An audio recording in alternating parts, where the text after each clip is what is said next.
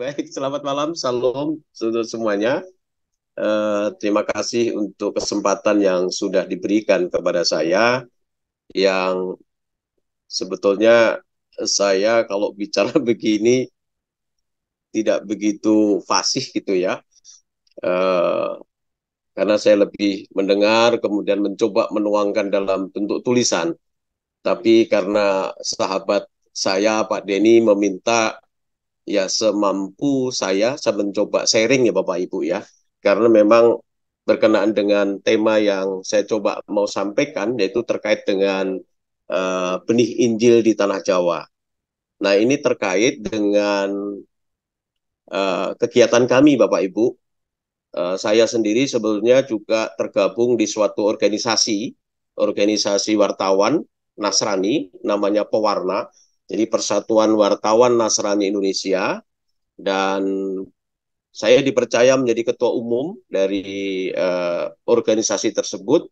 Dan 2 tahun ini kami concern di dalam pergerakan mendudah kembali nilai-nilai luhur budaya bangsa. Nah, dari perspektif Kristen. Nah, dari perspektif Kristen itu lalu kemudian kita menemukan beberapa tokoh maupun kampung yang di mana sebelum merdeka ternyata sudah ada kampung-kampung Kristen maupun juga tokoh-tokoh Kristen yang kami sebut itu sebagai tokoh Kristen pribumi, Bumi Putra.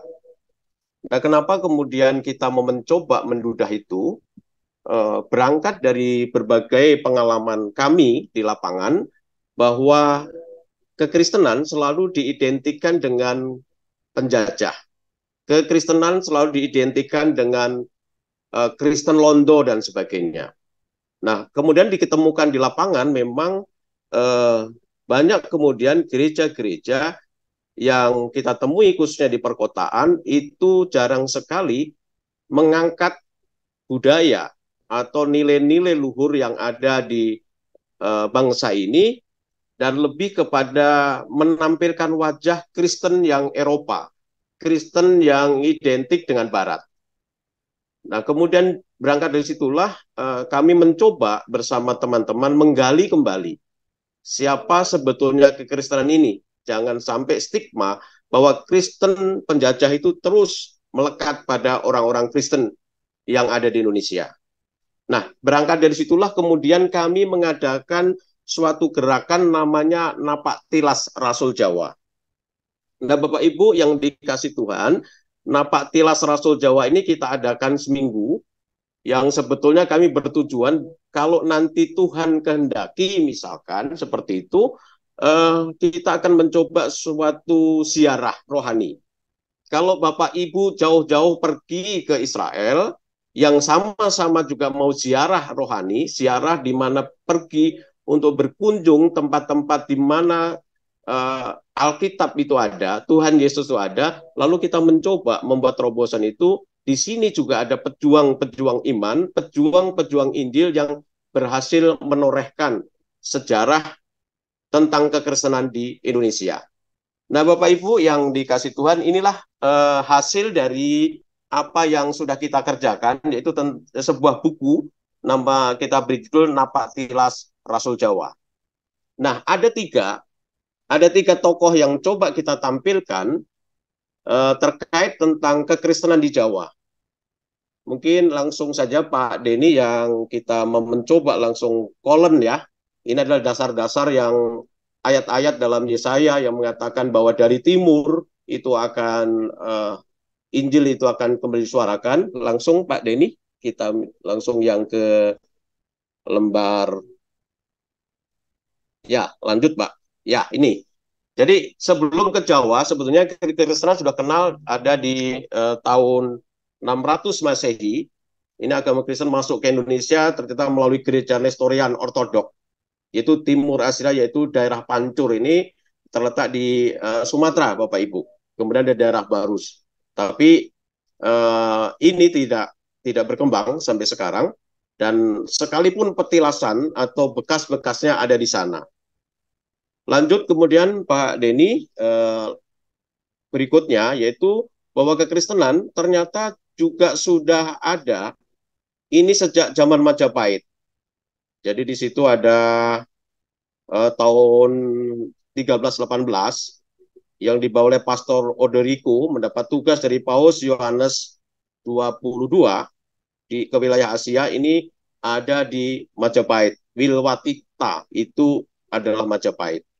Nah, inilah kemudian masuk kita, lanjut Pak Denny, inilah Konrad Lauren Collen.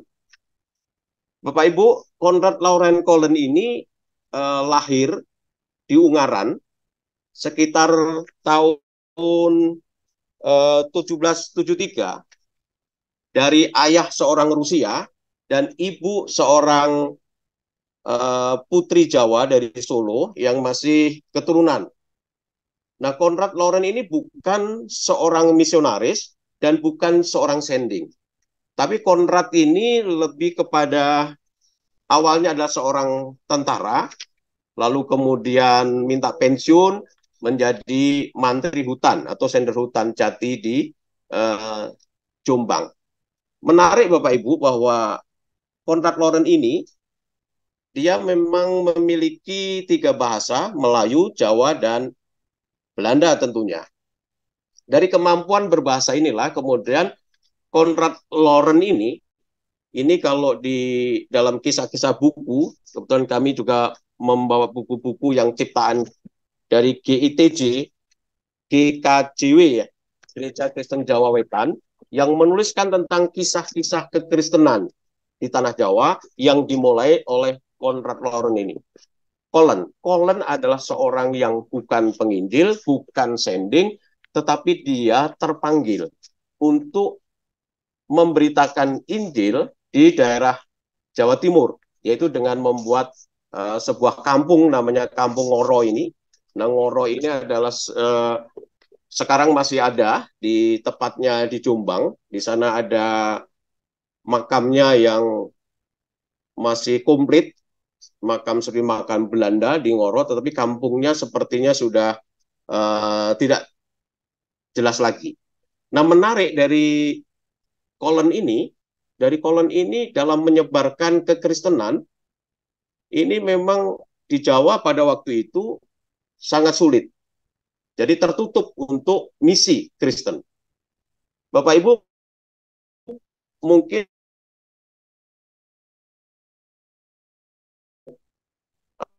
kemudian gagal di sana, itu bukan karena gagal misinya, tetapi memang ada kebijakan dari pemerintah Belanda khususnya yang tidak memperbolehkan Kristen masuk di sana. Nah, kalau Kristen masuk di Tenggarai nanti akan menimbulkan percikan-percikan atau perlawanan-perlawanan seperti yang terjadi di Jawa ketika itu. Jadi ada kebijakan penjajah Belanda bahwa Kristen tidak boleh masuk di Jawa. Nah, kenapa? Karena itu pasti alasan politik. Takut nanti orang-orang yang Kristen ini akan menimbulkan terutama Islam yang sudah cukup kuat di Pulau Jawa. Nah, Bapak Ibu, Collen ini adalah disebut juga Kristen awam. Karena tadi bukan seorang pendeta, bukan seorang sending, tetapi dia terpanggil untuk memberitakan Injil. Menariknya, Collen ini membuat kampung dan meminta dulu pada Belanda sebuah kampung, lalu membuat persil, itu tanah-tanah yang dibagi jadi kampung. Dan kalau biasanya orang ini menanam adalah tanaman yang bisa dijual ke luar negeri, tetapi Collen ini mengembangkan persawahan, padi. Dan dalam sebuah buku pernah diceritakan bahwa orang-orang yang dihimpun Collen ini adalah orang-orang yang dalam tanda kutip adalah seorang penjahat, seorang pelarian, seorang yang bisa dikatakan sampah masyarakat. Tapi oleh Collen inilah kemudian dididik, oleh Collen inilah dikenalkan tentang kekristenan dengan budaya wayang. Jadi ada nanti aturan-aturan yang dibuat oleh Collen ini, bagaimana nanti kalau hari Minggu dia harus beristirahat. Nah, dalam saat istirahat itu dia pentas wayang. Karena nanti akan kita lanjut bagaimana itu wayang, karena memang ternyata uh, orang Jawa itu lebih mudah mengenal Kristen dengan budaya di mana dia tinggal. Makanya ketika Kolen memakai sarana wayang, itu mempermudah mereka menerima tentang Kristus dalam hidupnya. Nah, memang di kekristenan Konrad Lauren Kolen ini dia tidak mengenal baptis, Bapak Ibu. Jadi diceritakan bahwa Kolen ini hanya orang yang sudah cukup hafal 10 firman Tuhan, cukup bagi dia, tidak usah dibaptis. Nah, alasannya apa? Alasannya supaya orang ini tetap dengan kejawaannya. Karena takut kalau dibaptis itu memang sudah seperti orang barat. Nah, inilah bagaimana Kolen memberitakan kekristenan di Jawa dan menjadi sosok penginjil yang dari sinilah nanti juga akan lahir-lahir penginjil baru. Ya, antara lain yang kalau kita lanjutkan Pak Denny. Nah, ini adalah salah satu dari murid yang di mana dia belajar kekristenan dengan Kolen. Namanya Kiai Ibrahim Tunggul Wulung, Rasul Jawa Kristen. Nah, siapakah Kiai Ibrahim Tunggul Wulung, Bapak Ibu? Kiai Ibrahim Tunggul Wulung ini kalau dalam sebuah buku juga diceritakan bahwa ini mantan tentara yang ada di salah satu keraton Solo yang merupakan laskarnya Diponegoro. Ini cerita-cerita yang berkembang dan juga sudah ditulis di buku-buku tentang kekristenan Jawa. Nah, di Jawa itu mengenal istilah Ratu Adil. Nah, Ratu Adil ini selalu orang-orang Jawa selalu mencari siapakah Ratu Adil itu. Nah, dalam rentang waktu di mana Kiai Tunggul Wulung ini setelah tidak menjadi tentara, tidak jadi laskar salah satu keraton yang ada di Solo itu, lalu dia mencari Ratu Adil itu. Siapakah Ratu Adil? Nah, menarik Bapak Ibu, ada kisah memang dia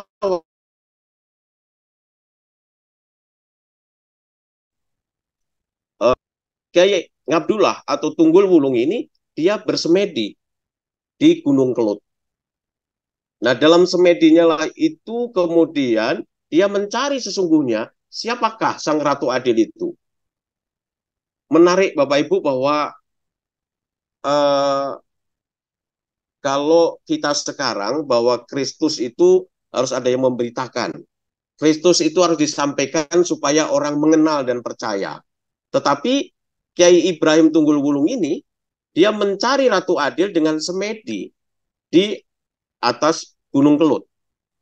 Nah, dalam semedinya itulah kemudian dia menemukan satu lembar kertas yang isinya adalah 10 hukum Tuhan.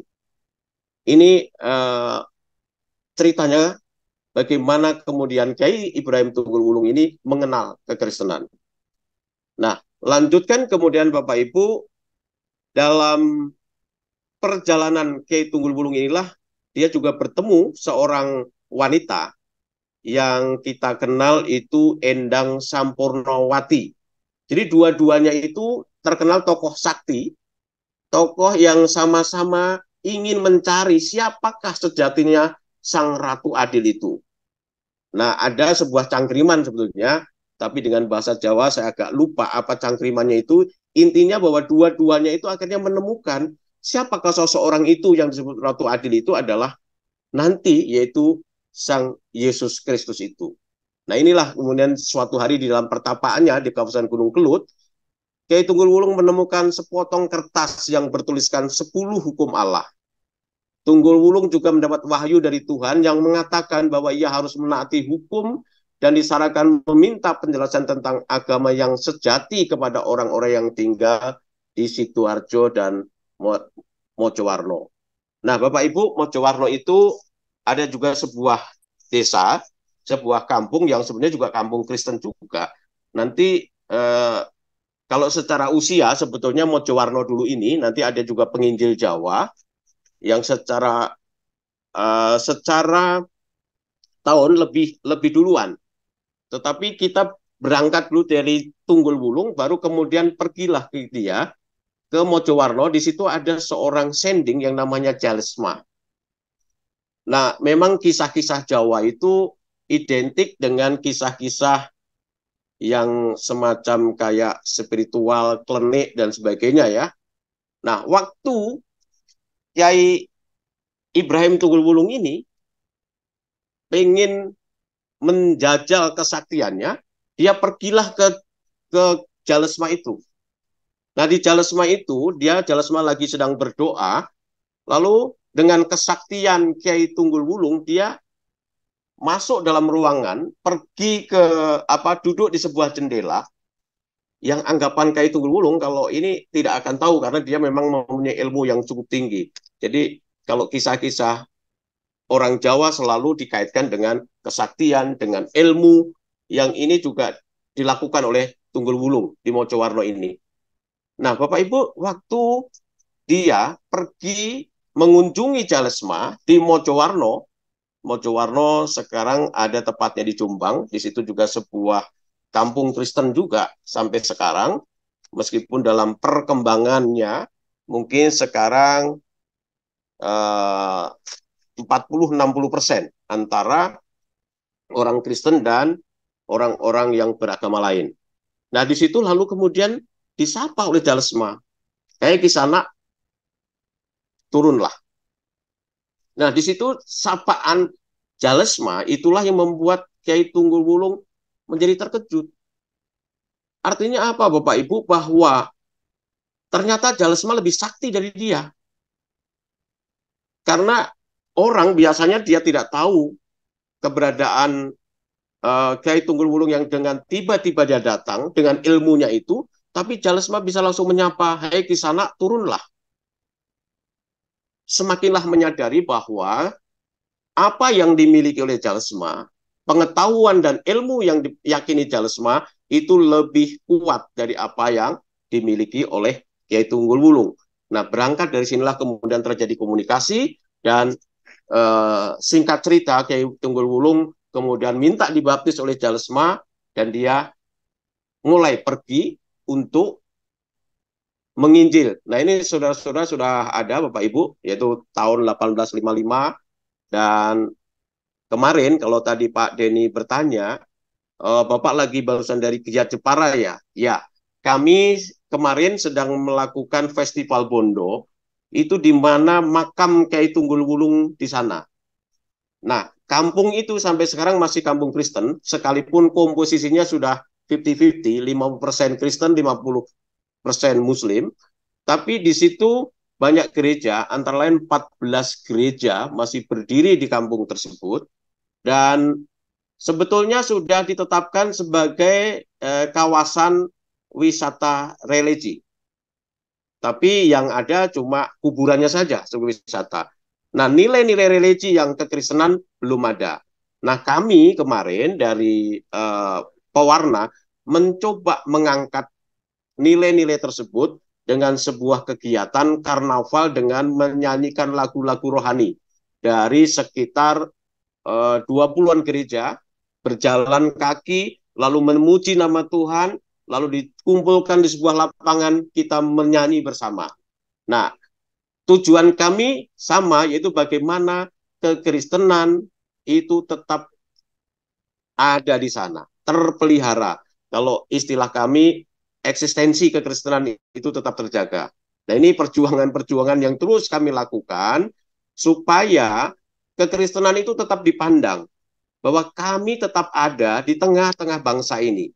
Kami berada dengan saudara-saudara yang lain bersama-sama membangun bangsa ini. Jadi ada pandangan-pandangan sebelah mata tentang kekristenan ini coba kami angkat kembali dengan suatu kegiatan yang memunculkan kembali kampung-kampung Kristen yang antara lain kemarin kegiatan kami Festival Bondo. Selain dirangkai berbagai kegiatan yang kami lakukan. Nah, Bapak Ibu, ini kemudian kita lanjut tentang Kiai Ibrahim Tunggul Wulung. Ini kemudian dia membuat sebuah kampung lagi Jadi ada yang menarik Bapak Ibu bahwa kekristenan di Jawa itu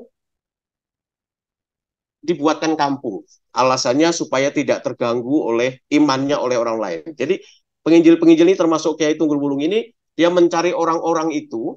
Nah, orang-orang yang sudah percaya lalu dibuatkan kampung baru. Nah, seperti yang kemudian dibuatkan oleh Kiai Tunggul Wulung di Bondo. Jadi dia dengan babat alas. Jadi membuka hutan, membuat kampung, lalu orang-orang yang percaya, yang diambil dari berbagai daerah itu dikumpulkan menjadi satu. Tujuannya supaya dia tidak terganggu keyakinannya, tertindas, merasa tertindas dan dikucilkan. Ini teknik penginjilan atau kekristenan di Jawa rata-rata seperti itu, bahkan juga terjadi Jawa Barat, Bapak Ibu. Jawa Barat ada 4 atau 5 kampung Kristen yang masih ada sampai sekarang, dan caranya sama. Jadi mengumpulkan orang-orang ini lalu ditempatkan satu kampung sendiri, dan di situ tujuannya supaya imannya tetap terpelihara meskipun dalam perjalanan diprotes juga. Kalau Kristen jadikan satu, bagaimana jadi garam dan terang gitu. Nah, itu yang kemudian berkembang sampai sekarang. Nah, inilah Bapak Ibu yang dikerjakan oleh Kiai Ibrahim Tunggul Wulung, adalah salah satu, kami julukan adalah Rasul Jawa, yang namanya saja masih pakai Kiai, adalah sebutan-sebutan orang orang dulu, orang-orang Jawa dulu tuh sebutnya masih Kiai, itu orang-orang yang dianggap memiliki tuah, memiliki ilmu dan kemampuan. Lanjut Pak. Nah ini, jadi kemudian eh, Ibrahim Tunggul Wulung ini bukan hanya satu kampung saja, Bapak Ibu, dia juga mendirikan dengan murid-muridnya. Di sana ada Laut Gunowongso, salah satu muridnya yang membantu membuka kampung ini Bondo. Banyutowo juga, itu Banyutowo itu ada di pesisir Jawa Utara. Dan kalau Bapak Ibu berkunjung di sana, itu kapal-kapalnya, karena banyak nelayan yang di sana, itu bertuliskan ayat-ayat Alkitab. Nama-namanya juga nama-nama Alkitab. Itu kampung Banyutowo yang berada di pantai utara, tepatnya di Pati. Nanti kalau suatu kali berkunjung, kapal-kapal yang bersandar itu banyak nelayan, tulisannya itu ayat-ayat kitab suci, Bapak Ibu. Ayat-ayat yang di sana. Lanjut, Pak. Kemudian setelah, boleh Pak, dilanjutkan lagi? Nah, ini kemudian Kiai Ibrahim Tunggul Wulung bukan hanya dia menginjil sendiri, tetapi juga dia memberikan motivator kepada orang-orang Belanda supaya tidak takut memberitakan Injil kepada orang-orang Jawa. Nah, karena memang ada ancaman dari Belanda, Bapak Ibu, kalau orang Jawa jangan diinjili. Kalau diinjili takut nanti ada pemberontakan dan sebagainya. Lanjut, Pak Denny. Ya, ini makamnya Kiai Ibrahim Tunggul Wulung di Desa Bondo, Jepara, dan puji Tuhan kami pewarna kemarin merenovasi makam tersebut. Nah, memang selama ini ada pandangan yang saya rasa mencoba memutus sejarah dengan generasi sekarang. Kalau kekristenan dengan istilah sinkritisme, kalau Muslim dengan istilah musyrik. Sehingga memutus siapakah leluhur kita. Padahal kalau Bapak Ibu memahami sekarang, juga melihat sekarang, saudara-saudara kita Muslim itu, dia selalu ziarah kubur, ziarah yang bukan untuk menyembah di sana, bukan untuk berdoa di sana, tapi dia pengen bahwa nenek leluhurnya itu yang pernah membawa dia untuk mengenalkan Islam. Demikian pula seharusnya kita, orang-orang Kristen, juga jangan alergi dengan leluhur-leluhur kita. Kita masih mengenal Jepang dengan modernnya, negara yang sudah maju, tetapi dia tetap menghormati leluhurnya. Kemudian dengan Cina juga sama. Tetapi di negeri kita, awalnya kekristenan yang mula-mula ini mencoba menghilangkan sejarah itu. Nah, akhirnya kita kehilangan akar. Dan kalau kehilangan akar, mereka yang mencoba mengganti sejarah itu, ya membangun di situ, entah menara, entah petilasan dan sebagainya, seperti yang di desa Banyutowo itu Bapak Ibu yang saya ceritakan tadi, itu benar-benar kampung Kristen, tetapi sekarang sudah dicoba oleh saudara kita yang lain dengan membuat petilasan bahwa di sini yang membuka itu seorang Habib siapa. Itu cara-cara yang dilakukan bagaimana menggusur kampung-kampung Kristen itu dengan mereka. Nah, ini yang artinya menjadi tugas kita bersama supaya tetap bukan berarti kita mendoakan dia, menyembah dia dan sebagainya. Kita pengen tahu bahwa ini loh sejarah leluhur kita. Inilah yang membuka kampung ini dan ini terus kita lanjutkan cerita dari anak cucu kita. Nah ini maka pewarna mencoba kembali karena dengan sudah tema adalah mendudah atau menggali kembali nilai-nilai luhur itu sesuai dengan iman kekristenan. Lanjut Pak Denny.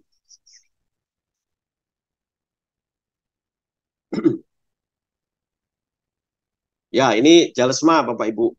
Ini makamnya juga ada di Mojowarno. Ini yang memimpin kemudian Gereja Kristen Jawi Wetan di Mojowarno. Gerejanya masih kokoh sampai sekarang. Bisa Bapak Ibu juga berkunjung ke sana. Dan lanjut Pak Doni, ini sekitar tahun 1858. Nah, ini yang kemudian penginjil Jawa yang kedua. Ini juga ada di Mojowarno dan muridnya Kolen juga Bapak Ibu. Nah, lahir di desa Kedung Turi, Surabaya, ini Paulus Tosari. Ini orang Jawa asli yang kemudian menjadi guru Injil yang kemudian dilanjutkan oleh Jalesma itu di Mojowarno. Seperti kebiasaan orang-orang Jawa dalam memberitakan kabar baik tentang Kristus, Paulus Tosari pun sama mengajarkan Injil dengan tembang, dengan wayang. Jadi kalau Bapak Ibu pernah mendengar mocopat gitu ya, ada pangkur, ada kinanti, tapi barangkali sekarang sudah tidak diajarkan lagi. Tetapi kalau SD yang ada di Jawa sana, itu masih mengenal tembang mocopat yang ada 11. Ada pangkur, gambuh, kinanti gitu ya, asmorondono, mas kumambang, dan sebagainya.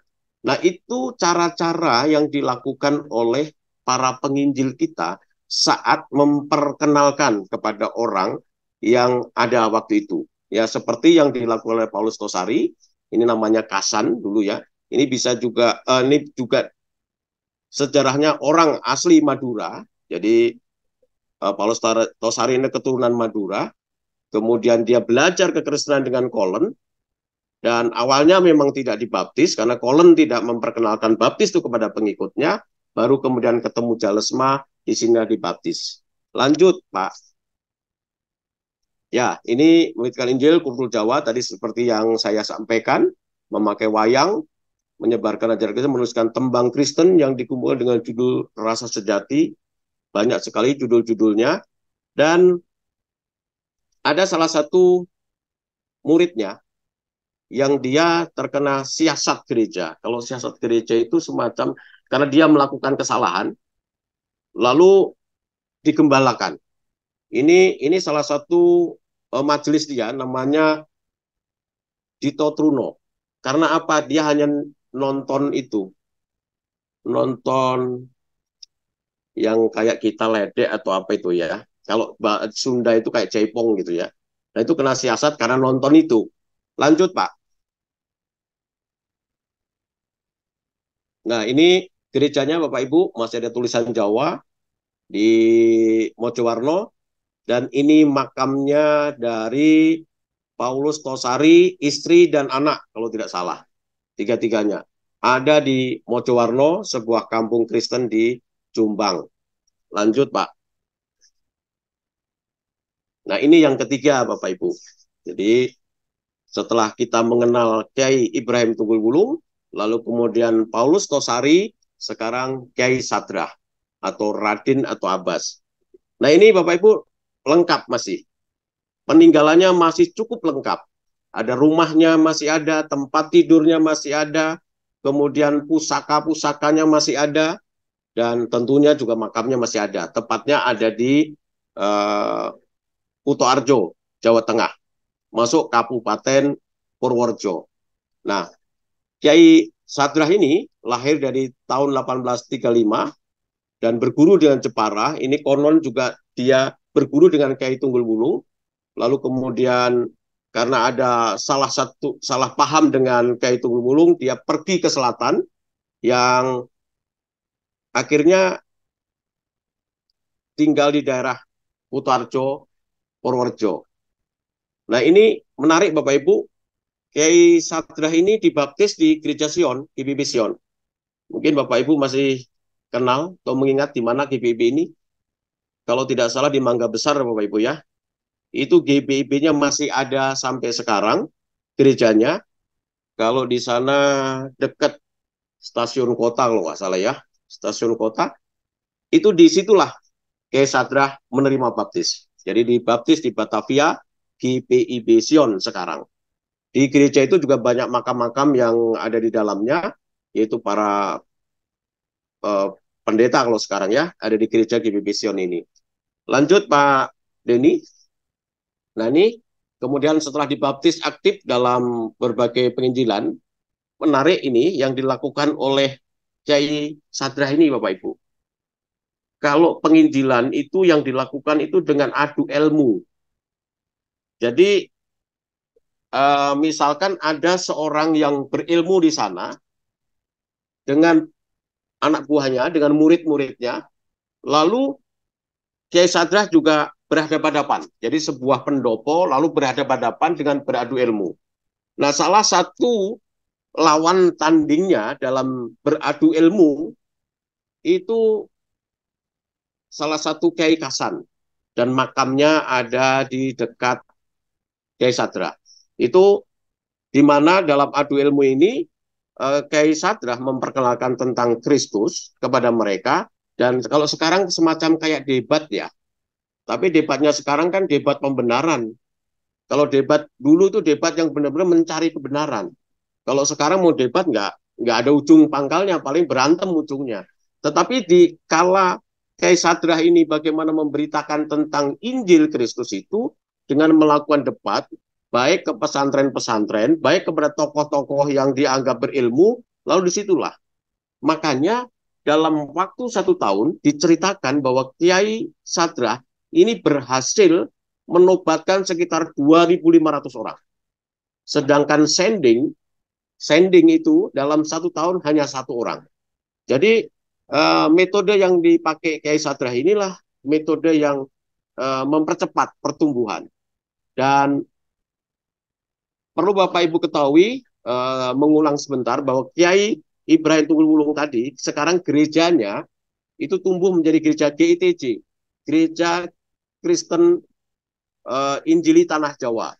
Sedangkan Kiai Sadrah ini kemudian tumbuh gereja-gereja Jawa namanya GKJ. Dan satu lagi yaitu Gereja Kristen Kerasulan Indonesia yang dulu namanya Gereja Kiai Sadrah. Jadi ada dua yang kemudian hasil dari penginjilan dari Kiai Sadrah ini lahir dua gereja itu, Gereja Kristen Jawa dan Gereja Kristen Kerasulan Indonesia, GKKI, atau yang dulu dikenal adalah Gereja Kiai Sadrah.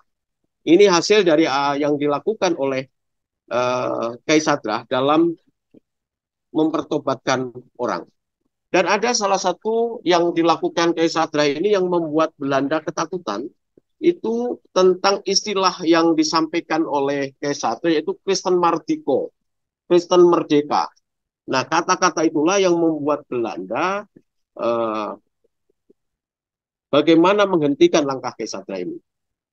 Supaya tidak semakin banyak orang yang percaya, karena kalau semakin banyak mungkin anggapan Belanda dia akan melawan. Makanya berbagai upaya, salah satunya adalah memecah-mecah Kiai Sadrah ini.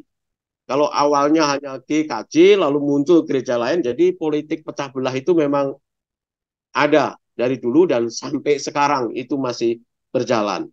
Inilah tentang keberadaan guru-guru atau penginjil-penginjil Jawa yang sekarang sudah berhasil menorehkan Injil di tanah Jawa baik dari Jawa Timur Jawa Tengah, bahkan ada sedikit bagian Jawa Barat, itu juga salah satu penginjilan dari Kiai Sadrah ini dalam perjalanan dari Batavia menuju Jawa Tengah.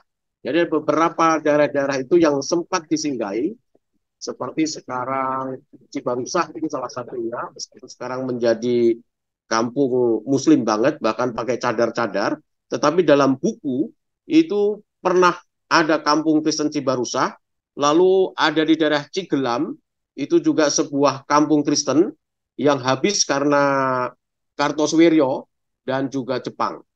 Nah itulah gambaran bagaimana kekristenan di Jawa yang oleh teman-teman pewarna dan mencoba mendudah kembali. Ini waktu kita berkunjung di makam Kiai Sadrah di Kutoarjo. Bapak Ibu masih bisa berkunjung di sana, bukan mengunjungi kuburannya tentunya, tapi rumahnya masih ada, lalu sumurnya juga masih ada, gerejanya juga masih ada, yaitu di Kutoarjo. Mungkin di bawahnya Pak, lanjut Pak. Ini makamnya, nah ini gerejanya, jadi gereja Kaisadra dulu namanya itu bukan gereja, namanya masjid waktu itu. Jadi masjid Kristen. Sekarang jadi gereja.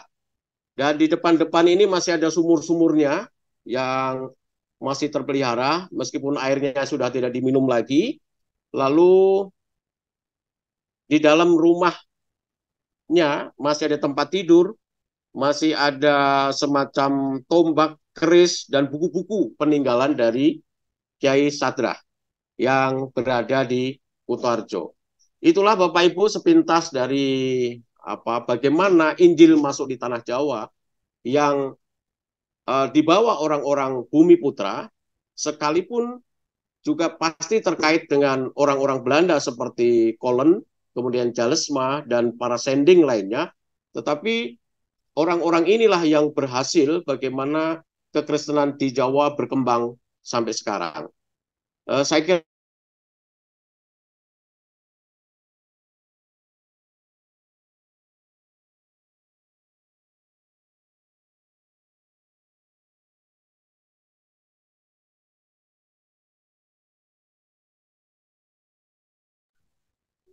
Ngeheng ya, Don.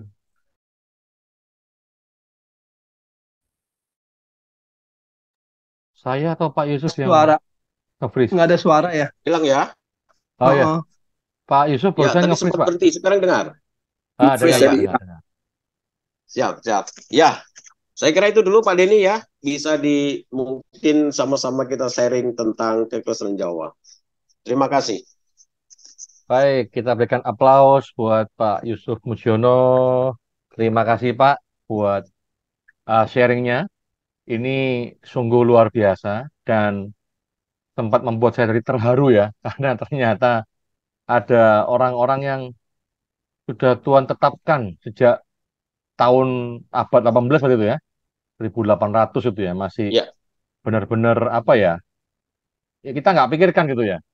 Kita taunya kan yang zaman sekarang. Makanya kadang saya heran kalau kayak di Jawa Tengah itu ada kota-kota yang jualan babi gitu ya. Dari mana asalnya kok bisa jualan babi gitu ya? Mungkin karena memang udah ada orang Kristen di situ kan, jadi biasa ya makan babi gitu ya. Ayo Bapak Ibu, ada yang mau ditanyakan, ada yang mau yang kurang jelas atau gimana? Nah, sambil menunggu Bapak Ibu nanya, saya juga mau ngomong nih. Memang betul Pak Yusuf ya, seringkali di kekristenan tuh kita bukan diajarkan ya. Ada sebuah tradisi bahwa eh, kalau ke makam itu khawatirnya berdoa sama orang yang sudah meninggal gitu ya. Dikhawatirkan akan menyembah orang yang sudah meninggal itu. Padahal kalau dengar tadi Pak Yusuf itu kita perlu loh melihat makam para kiai-kiai yang kiai-kiai Kristen itu ya dan mengetahui sejarahnya. Karena betul sekali bahwa kalau kita nggak tahu sejarahnya, orang bisa memutarbalikkan ya Pak ya. Diputar balik sejarahnya, dibikin beda. Kita nggak tahu apa-apa karena kita nggak pelihara sejarah itu. Betul, betul, Pak. Mungkin selain ke Yerusalem, Pak Gembala, boleh tuh sesekali kita ke Desa Bondo, Pak. jadi artinya jangan ke Yerusalem terus, ke tempatnya di sana Pak Kiai Sadra. Ini di tengah-tengah kita hadir yang tadi Pak Yusuf yang saya bilang Abah Pendeta Daniel dari Jogja. Terima Oh kasih iya Pak ada. Daniel. Shalom Pak Sahabatnya Pendeta Pak Daniel. Yusuf juga. Salam juga, terima kasih bisa hadir. Ya, luar biasa Pak Yusuf ini memang keren ini. Terima kasih juga buat kesempatannya bisa berkenalan ini. Iya, salam kenal juga Dianggap Pak Daniel. Wah, next time mungkin Pak Daniel jadi narasumber kita Pak ya. Boleh ya Pak? puji Ya Oke Tuhan. bagus Bapak Pak, Ibu. kalau penginjilan budaya bagus Pak. Iya iya iya. Yang kayak Mungkin Pak saya Daniel tanya lakukan ya, itu. Oh iya iya iya, silakan silakan Pak. Pak silakan Pak Pak. Yusuf mau tanya, kalau antara Islam dengan Kristen yang masuk ke Indonesia itu mana dulu, Pak? Ya baik Pak, dalam konteks Jawa tadi Pak, Islam duluan Pak. Oh, Makanya ada Islam duluan. kebijakan Belanda, daerah di mana sudah ada agama itu nggak boleh Pak kebijakannya. Seperti tadi saya Hmm, sampaikan di Bali misalkan, waktu hmm, Pantai Kosta kan, mereka di Bali tapi di Bali juga tidak boleh berkembang. Lalu kemudian ke Cepu, karena memang ada kebijakan kalau ada ajaran baru ditakutkan menimbulkan goncangan, perlawanan kepada Belanda. Demikian pula dengan Jawa, Pak. Jawa karena walinya kan sudah sangat kuat di Jawa bagian utara.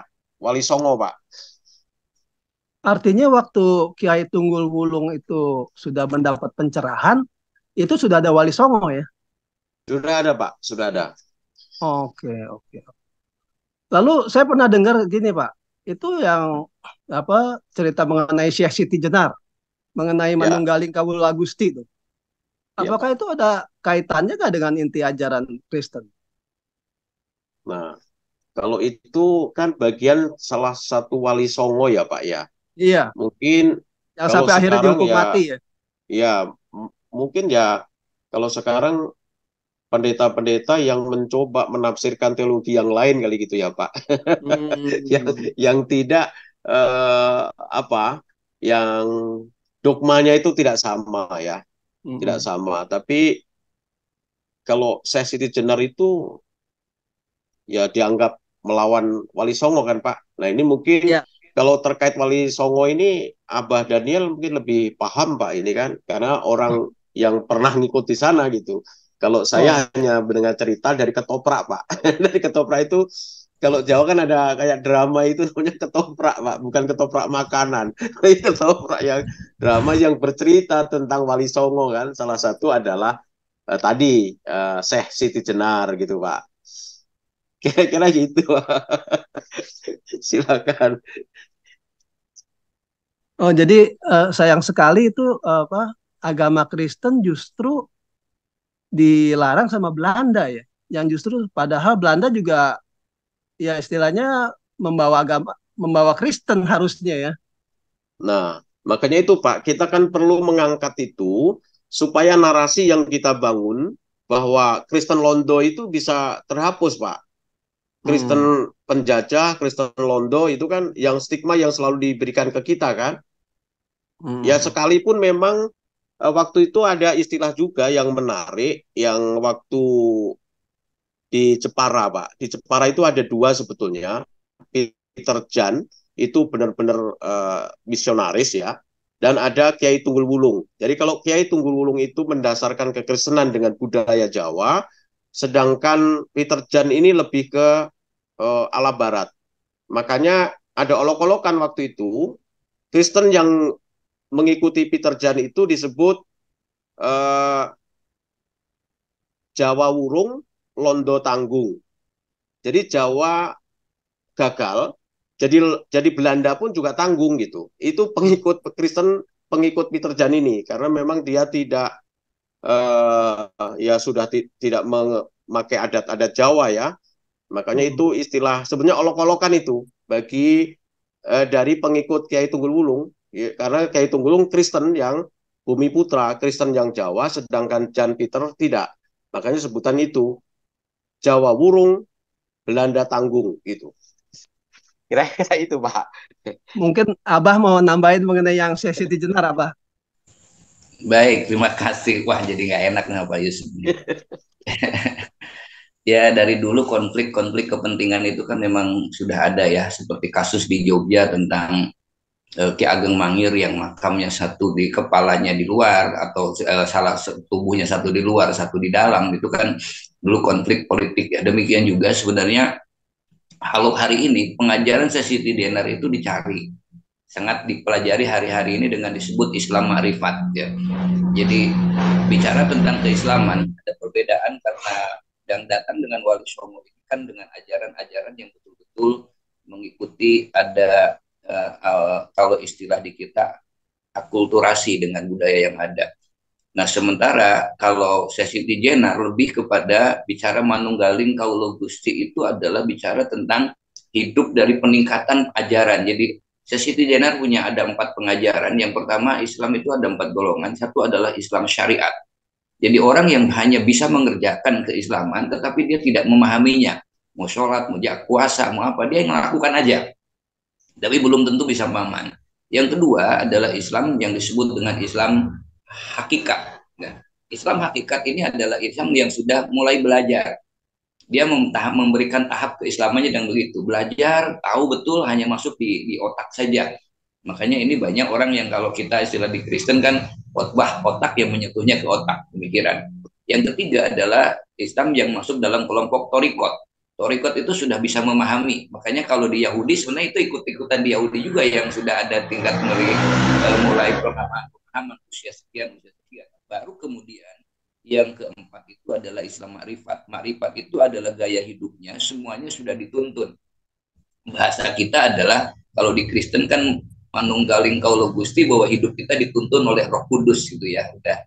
Nah, ini yang kemudian dianggap pemberontakan karena sepertinya kalau di Kristen ini antara GKJ dengan Pantekosta sama-sama Kristen, tapi kan Pantekosta lebih ke ngeroh gitu ya. Jadi tapi toh sekarang akhirnya dicari juga ada di ajaran-ajaran itu sangat dibutuhkan karena memang kalau kita menyadari apa yang diajarkan sesi Jenar itu betul. Seperti contoh, orang berpuasa, saya bertanya apa sih tujuan puasa?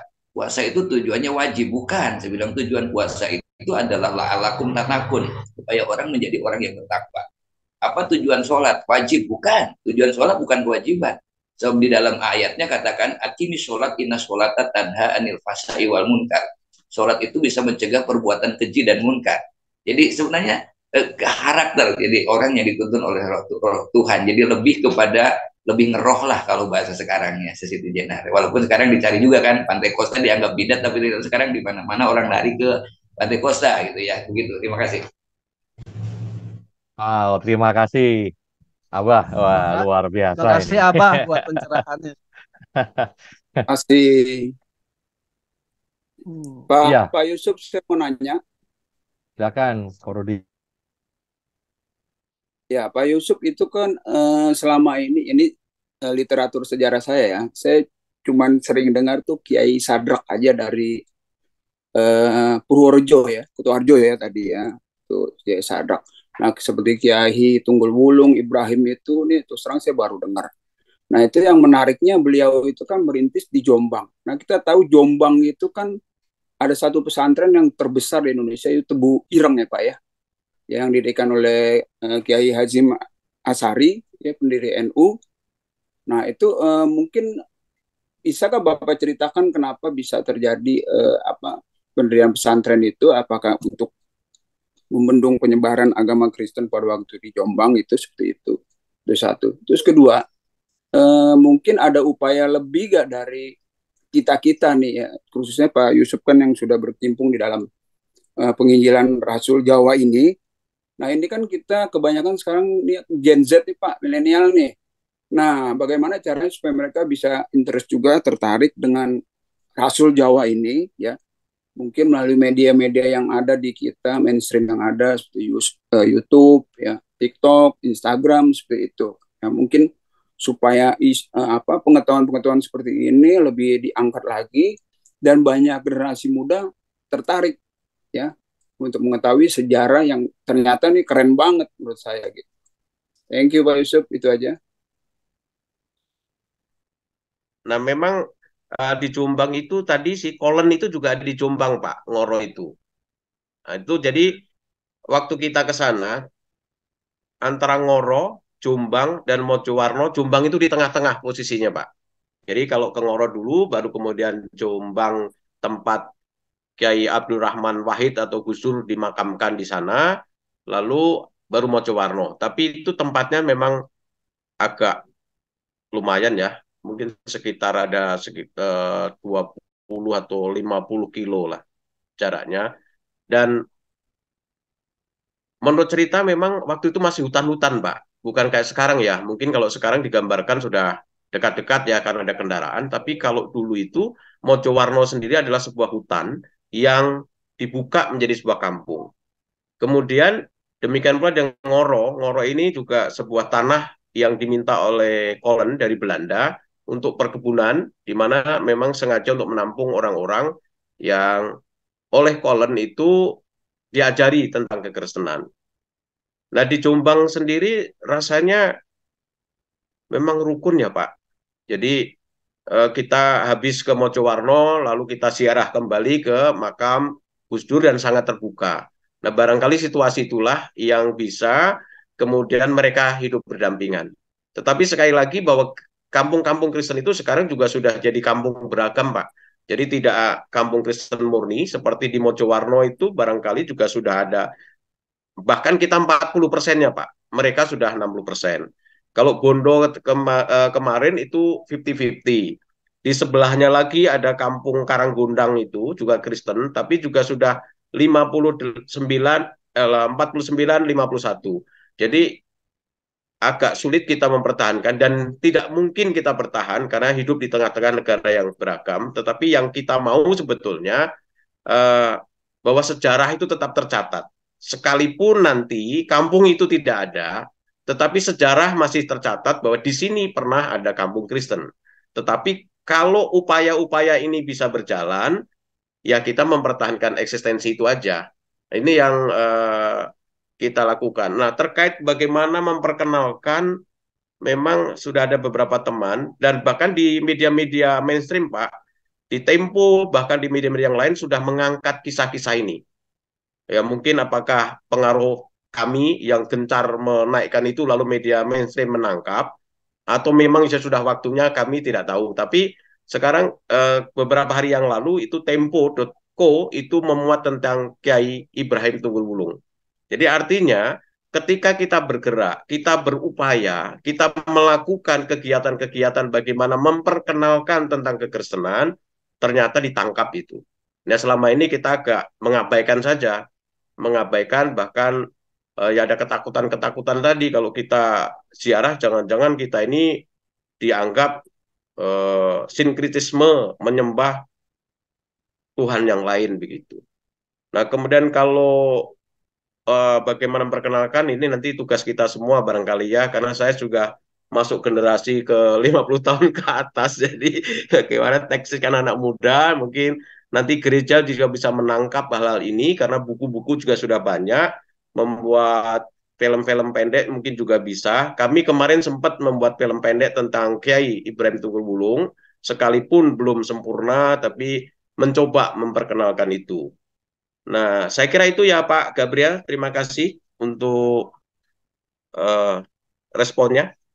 Terima kasih Pak Yusuf. Tuhan berkati. Pak Yusuf, saya mau tanya lagi. Siap Pak Suwanda. Uh, untuk apa namanya istilahnya kiai ya. Selama ini kan dalam benak saya tuh kiai itu adalah uh, guru tapi untuk agama Islam gitu. Ya. Ya satu. Tapi kenapa ini ternyata saya baru tahu bahwa kiai itu ada juga yang Kristen gitu loh. Artinya pengertian kiai itu apa sih sebenarnya? Apakah itu jenjang level satu yang dipakai oleh agama Islam atau memang ini merupakan dari aslinya dari Jawa gitu seperti guru agama kayak ustadz sekarang misalnya. Itu satu. Kedua, kalau kita perhatikan sejarah, ya kan, sejarah kekristenan, ini kan baru sejarah kekristenan di Jawa nih yang kita bahas sekarang. Ya, Padahal kekristenan ada juga di Sumatera, ada dia di betul, Kepulauan Maluku, ya kan, betul, sampai ke Irian. betul. Artinya ini memiliki satu nilai-nilai yang luar biasa kan. Jadi di mana kekristenan itu bisa menyebar di Kepulauan Nusantara lah, gitu ya kan. Alangkah sangat disayangkan kalau ini nggak dapat concern. Pertanyaan saya adalah, apakah PGI concern nggak dengan hal ini? Jadi itu dua pertanyaan saya, Pak. Terima kasih. Pak Suwanda untuk pertanyaannya. Jadi orang-orang tua dulu Pak, masih zaman kakek-kakek saya, itu kiai itu memang bukan sekedar menyebut seperti sekarang ya. Kalau sekarang kan apa-apa mohon maaf, diislamkan gitu. Baju koko pun diislamkan gitu ya. Semua Islam itu. Nah, itu padahal kiai itu adalah sebutan orang yang dituakan Pak. Orang yang memang ya tokoh lah ya, tokoh masyarakat ketika itu. Bahkan nama kerbo aja kiai, Pak. Jadi kayak kebo keraton itu, ya kan keraton yang Kiai Slamet itu kebo, Pak. Ya, jadi itu sesuatu yang sebetulnya dianggap bertuah, orang tokoh yang memiliki wibawa lah gitu ya. Tapi kalau sekarang kemudian dikerucutkan dan semua diakui oleh saudara kita ya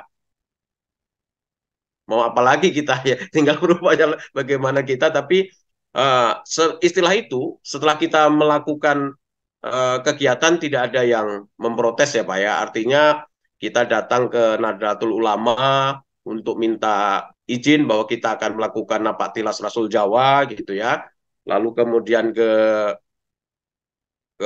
imam besar Masjid Istiqlal, mereka juga tidak ada keberatan tentang istilah kiai yang kita sebutkan karena mereka mungkin tahu juga bahwa orang-orang dulu itu memang untuk sebutan orang-orang tua, orang-orang yang ditokohkan itu kiai.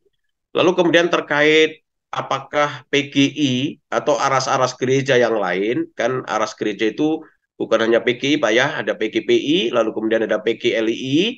Nah, untuk PGI sebetulnya menyambut baik Pak untuk apa yang kita lakukan dan ya hanya menyambut baik itu Pak tidak ada dukungan padahal kita berharapkan dukungan biar kita yang perang gitu ya tapi hanya menyambut baik saja Hanya jadi menyambut sebenarnya baik, kita ini siap berperang di lapangan tetapi kadang-kadang pelurunya kehabisan Pak pelurunya kehabisan itu nah ini merespon positif Pak dari PGI ya sebatas merespon Pak dukungannya belum bahkan kita bikin buku itu untuk beli pun juga nggak mau Pak alasannya bahwa kita sudah zaman digital zaman online dan sebagainya nah PGLI juga demikian kalau PGLI merespon sangat bagus ya artinya ini sebetulnya tugas kami sebagai gereja yang injili gereja yang membawa misi penginjilan tetapi justru pewarna yang mengadakan harusnya kita gitu makanya saya setuju dengan Pak Suwanda itu bahwa kekristenan Bumi Putra kan bukan hanya Jawa gitu ya. Di Ambon ada, di NTT ada, di Manado juga ada. Ya tinggal mau atau tidak gitu ya Pak. Itu aja pertanyaannya. Bahkan sebetulnya kalau kami ini bermimpi besar Pak, bermimpi besar. Setiap penginjil-penginjil pribumi ini mendapatkan tempat dalam rangka tadi memperjuangkan supaya kekristenan itu diakui setara dan sejajar, bukan dipandang sebagai agama penjajah dan Kristen Londo. Itu yang sebenarnya mimpi kami. Nah, barangkali nanti Bapak Ibu yang ini ya sudah saya carikan sponsor pewarna biar bergerak lah. Kami sukacita sekali, Pak. Kami akan turun di mana-mana. Apalagi Papua banyak sekali, Pak, kampung-kampung Kristen ya yang sebetulnya pantas juga untuk terus dibukukan, mungkin difilmkan atau banyak hal bagaimana menjaga itu. Tapi ya ini baru sebatas kami bermimpi dan kami yang bisa kami lakukan hanya satu di Cianjur Pak. Di sana ada Palalangon itu yang kita juga sudah film dokumenternya. Kita coba mengangkat kisah kekristenan di Palalangon, Cianjur dan masih banyak sebetulnya Pak, masih banyak dan kita butuh memang kontribusi supaya kita bergerak ada bensin yang kita bergerak di sana. Begitu Pak, Pak Hmm. Suwanda. Ya, makasih Pak Yusuf. Cuman saya Ya. mungkin ini sih hanya ini aja ya, pemikiran. Sekarang kan sudah eranya digitalisasi, Pak. Memang kalau kita pendekatannya secara konvensional, ya, kita akan terbentur oleh biaya pastinya. Tapi saya pikir dengan penyebaran melalui media digital itu saya rasa akan cepat menyebar dan efektif asal kita punya sumber sumber apa informasi yang akurat gitu loh Pak. Jadi misalnya penginjilan di Sumatera itu seperti apa, penginjilan di Jawa dan penginjilan di tempat-tempat lain lah di seluruh Nusantara.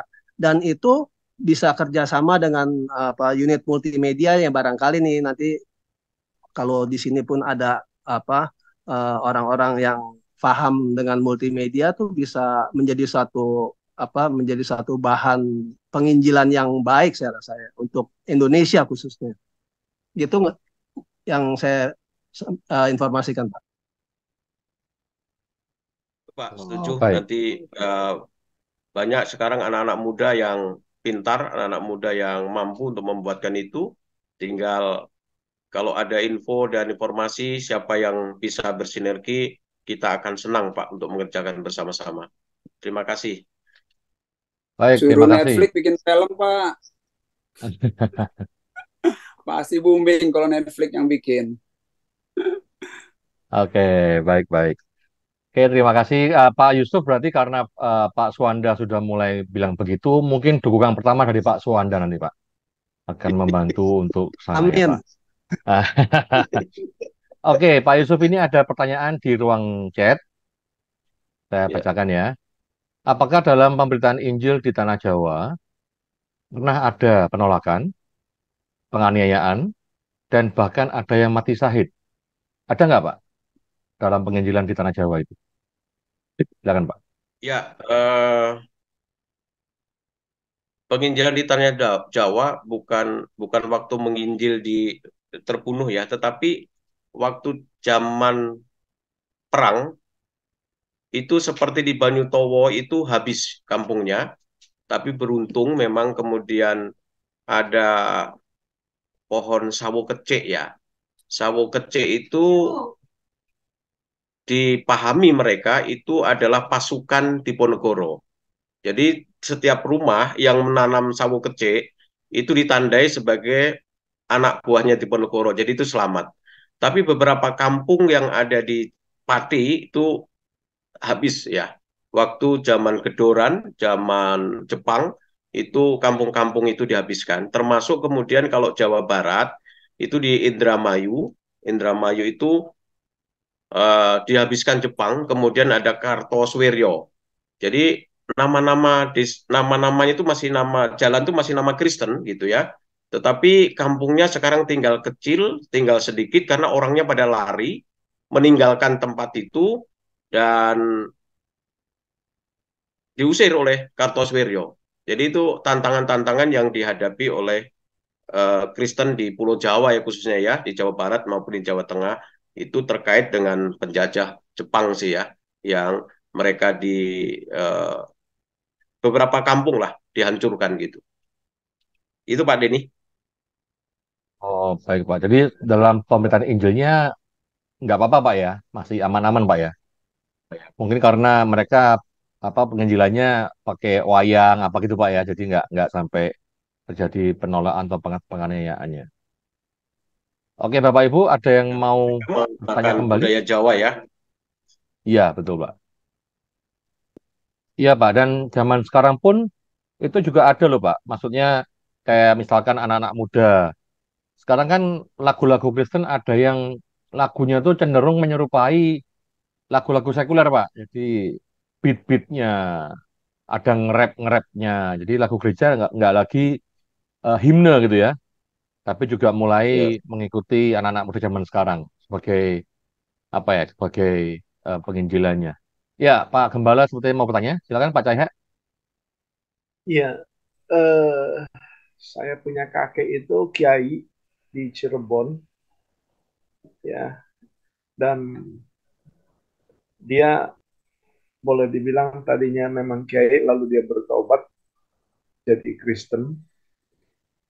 Dulu itu di zaman dia hidup itu masih simpen-simpen ke Kristen, dia udah Kristen tapi simpen keris gitu. Jadi apa kejawen apa namanya, masih simpan-simpan yang hal-hal yang berbau mistik. Nah, apakah kekristenan di Jawa sampai saat ini itu masih dipertahankan atau itu sudah memang dilepaskan? Baik Pak, terima kasih Pak Pendeta. Sepertinya orang Jawa sudah jarang pakai keris ya Pak ya. Pakai keris paling hanya kalau untuk manten gitu pakai keris gitu, tapi di rumah-rumah sudah tidak menggunakan lagi itu. Bukan, Yang saya tahu ya Pak salah ya. satunya Pak. Tapi mungkin seperti simpan batu di sabuk di mana sebagai kepercayaan dia yang masih bakar kemenyan gitu kan. Ya, masih tradisi-tradisi Jawa itu yang kuno itu masih ini nggak itu Pak? Sekarang generasi muda ini sudah enggak, puasa aja udah nggak kuat Pak ya. Sudah puasa pun sudah tidak, lalu kemudian untuk yang GKJ ya, GKJ yang ada di daerah saya sudah tidak memakai hal-hal itu Pak. Sudah keris sudah tidak, kemudian paling kalaupun itu ya masih semacam kenduri gitu ya, 7 hari, kemudian 3 hari dan sebagainya, itu hanya doa saja yang apa, meskipun itu adat itu, tapi doanya juga sudah doa-doa cara kita, lalu kemudian sudah tidak lagi mengenal-mengenal keris, lalu kemudian sabuk yang isinya apa, karena sudah rata-rata sudah generasi generasi baru ya Pak ya, yang sepuh-sepuh itu sudah tidak ada, yang sudah tidak lagi memakai keris dan sebagainya.